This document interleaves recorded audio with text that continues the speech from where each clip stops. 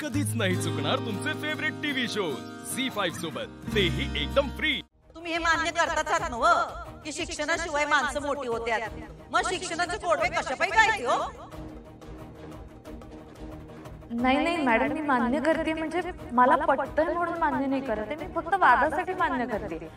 आणि तुम्ही माझं म्हणणं समजूनच घेत नाही आहात मॅडम, म्हणून तुम्हाला कळतच नाहीये मी काय म्हणते। एक मिनिट, मला तुमच्या दोघींचंही म्हणणं पटतंय। शिक्षण नसल्यामुळे काही अडत नाही, पण शिक्षणामुळे बरेच अडथळे दूर होतात।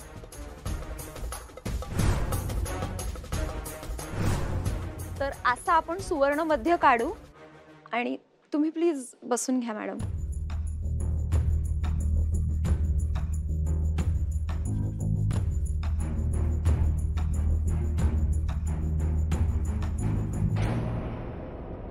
भुवनेश्वरी मॅडमचे आभार मानल्याशिवाय हा कार्यक्रम पूर्णच होऊ शकत नाही।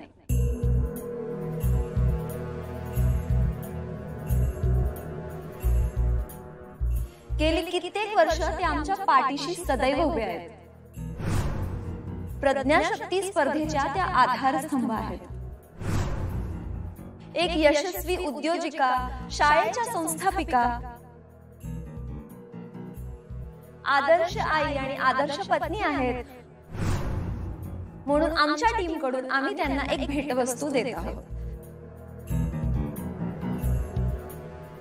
तर त्यांनी त्याचा स्वीकार करा।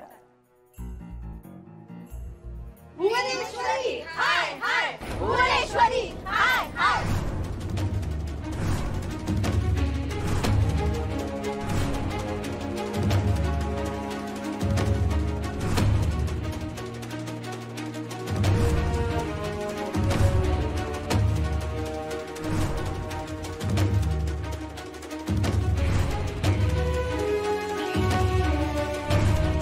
भुवनेश्वरी हाय हाय, भुवनेश्वरी हाय हाय। ओ कोण आहात तुम्ही आणि आत कशा काय आल्या? कोण आहे ते? आत कशा काय आल्या? बाहेर घालवाय ना। अरे का हकलताय आम्हाला? खरं सांगू देत की आम्हाला। मग असे मोठे बॅनर बिनर लावून मोठं होता येत नसतंय, लई मोठा दरबार भरवताय ना। दरबार भरून कोण मोठं होत नसते, दरबार भरवतात। मग परत तुमच्या आम्हाला बी बोलू द्यात की। तुम्हाला बोलायचं वय? बोला बोला, राहू दे त्यांना। बोला, काय बोलायचंय बोला। अव काय हे, कुणाचा सत्कार करायलाय तुम्ही? हा अहो, असे यांचे काय गोडवे गाऊन होणार आहे का?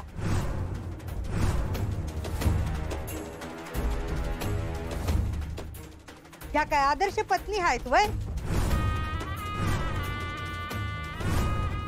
अहो, ज्या बाईला तिच्या नवऱ्यानं बी स्वीकारलं नाही, ती काय आदर्श पत्नी आहे? झी5 ॲप डाउनलोड करा आणि पहा सर्व एपिसोड्स एकदम फ्री।